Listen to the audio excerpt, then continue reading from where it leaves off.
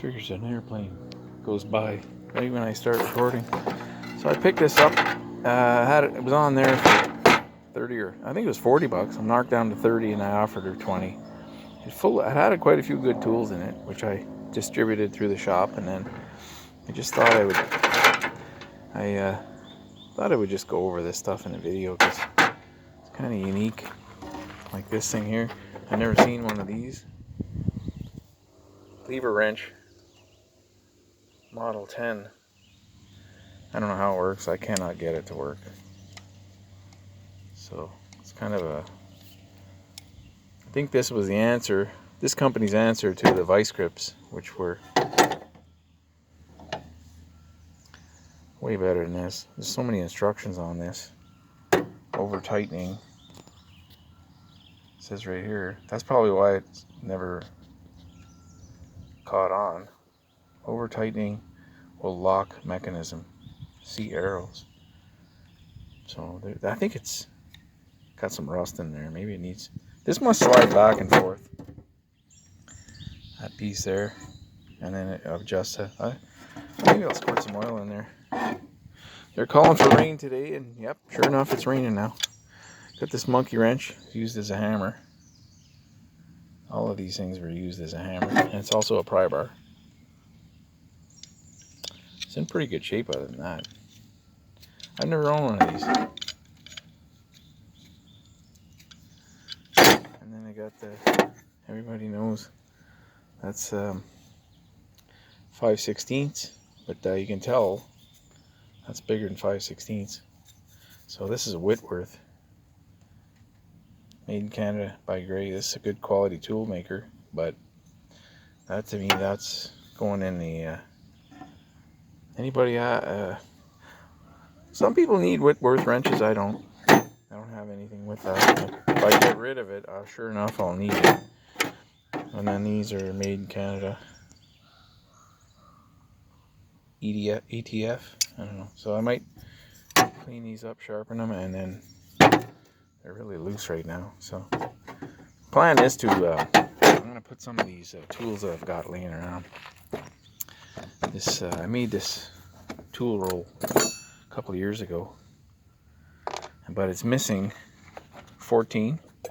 So I stuck a 14 millimeter in there. It's missing 16, and it's missing 18 millimeters. So whenever I go to do a job, and you have to kind of wonder if you need that.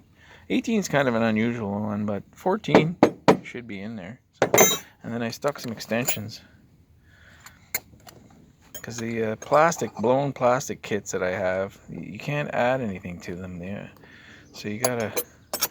I think what I'll do is put all that stuff. I got the SAE, the standard wrench set 2 like this. I gotta gather all that stuff up. We're gonna fill this toolbox with that stuff, and then when it's and I'm gonna have a 3/8, I think, and a 1/4 inch set of sockets to go in the top tray, and maybe. So this will be I'm gonna wash this up, some steel wool and some soap and water, and then oil the hinge and see if the rust. I think it was sitting on a garage floor for years, or a basement floor. But what I like about these is, pop that tray in, and there's no latch. It's really quick. So, and it's good size too. It's a nice size. So I'll keep that in the truck, or on a shelf in the shop. And if I have to go fix something, a couple 100 yards from I'll have what I need. I try to give my son these nut drivers. There was one that was completely disintegrating. That's bony.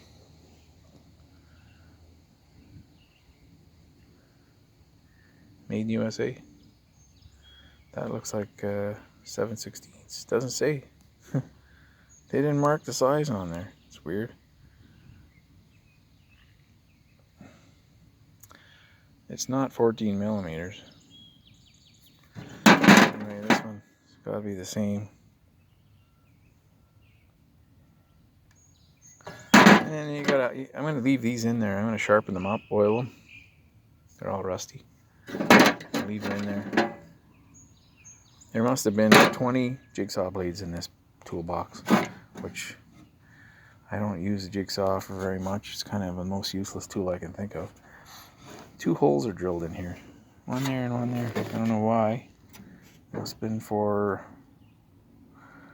water to drain out probably. But then where would it go? It would go right in the bottom here. There's something. Most useless pair of pliers you can ever find. Get you out of trouble though, maybe. But they're worn out. Somebody used them a lot because look at the teeth on that. They should go right in there. The garbaggio. Right. And then how many spark plug sockets do you need? And this is probably made in Japan or China. Taiwan. No, Japan. First tools ever came out of Japan were like this. They're like kind of like Japanese. They're kind of like Chinese tools today. But they make really good quality tools now, Japan. So, it doesn't say what size it is. Oh, there it is. 13/16. That'll go in the shed, I think. Keep that in the shed. That's a decent quality screwdriver. Phillips. It's one of the ones you almost never need or use. So, let's wash. I'm going to wash it up and then I'm going to start putting my stuff, tools I need. This I think is going to stay in there. That's why I didn't get rid of this yet. It's a good pry bar, nail bar also. When I was a kid, I made one of these. I have an old leaf spring, and I bent with the torch. I bent this like way out here and way over here, and then I cut the groove for the nail over here.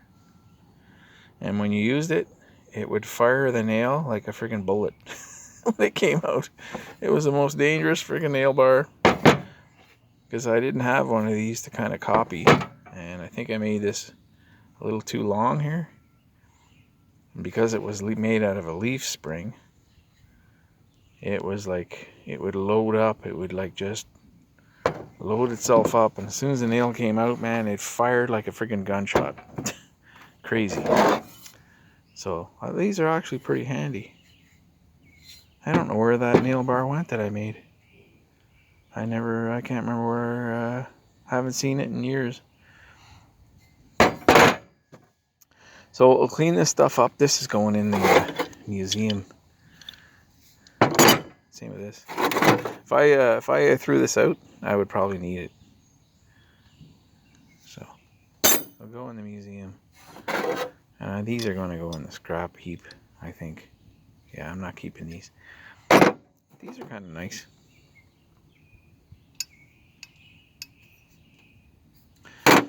Anyway, I thought I would just share a little bit. Yeah, she's pretty rubbed. Paint's completely rubbed off the bottom. Sliding on concrete floors.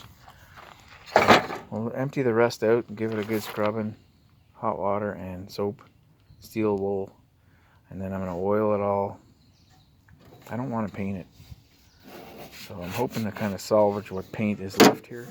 A lot of rust on it. And then we'll keep it out of the rain as much as we can.